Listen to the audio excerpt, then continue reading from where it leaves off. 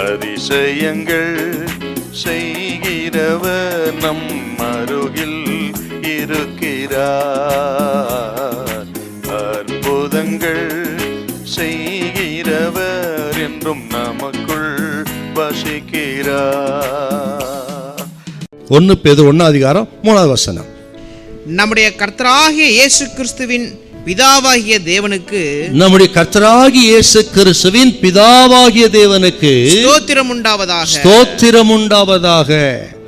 ஆண்டவராகிய இயேசு கிறிஸ்து நமக்கு அளித்திருக்கிற எதிர்கால நம்பிக்கையை நினைத்து அந்த நித்திய சுதந்திரத்தை நமக்கு கொடுப்பாரே, அதை நினைத்து அவரை ஸ்தோத்திரான துதிக்கிறார் பேதுரு.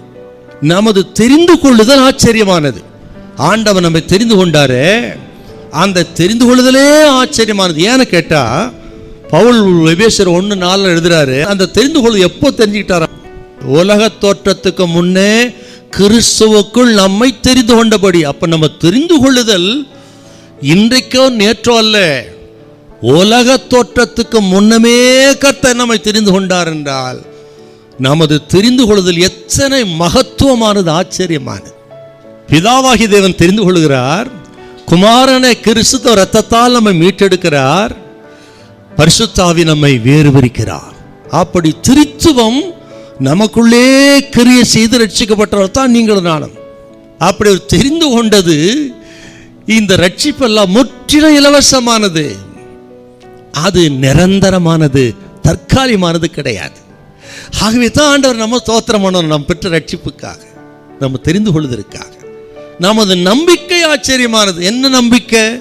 உலகத்தா நம்பிக்கை இருக்கு பாருங்க, அது செத்த நம்பிக்கை. ஏன்னு கேட்டா, அவர்கள் ஐஸ்வர்யம், அவருடைய புகழ், செல்வாக்கு எல்லாம் புல்ல போல பூவை போல தான். அது தோன்றி உடனே எந்த நேரம் மறைந்து போகிறது, தற்காலிகமானது.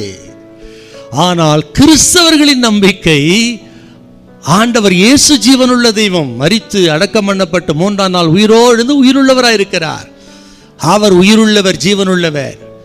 அவர் மூலம் ரட்சிக்கப்பட்டு அவரை நம்பியிருக்கிற நீங்களும் நானும் ஜீவனுள்ள நம்பிக்கை உடையவர்கள். நமது எதிர்காலம் ஆச்சரியமானது. இந்த 1வது நிருபத்தில் பேதுரு அவர்கள் ஆக மகிமையில தேவனை தோத்திரம் பண்ணோன்னு சொல்லி பாடுகளை மகிமுறுத்து எழுதுகிறார். ஆக பாடு வரும் பொழுது முறுமுறுத்து வேஸ்ட் பண்ணாதீங்க. ஆக கர்த்தர் அப்படி செய்தார், இப்படி செய்து விட்டா, அது செய்யல இது செய்யலன்னு சொல்லி வீணடிக்காதீங்க, முறுமுறுக்காதீங்க. ஒரு வேளை இன்றைக்கு இது கேட்குறவங்க இந்த எதிர்கால நம்பிக்கை அற்றவர்களாய் ரட்சிக்கப்படாது இருந்தா, ஒரு வேளை இழந்து போயிருந்தா, மறுபடியும் திரும்பபடி தேவன் அழைக்கிறார்.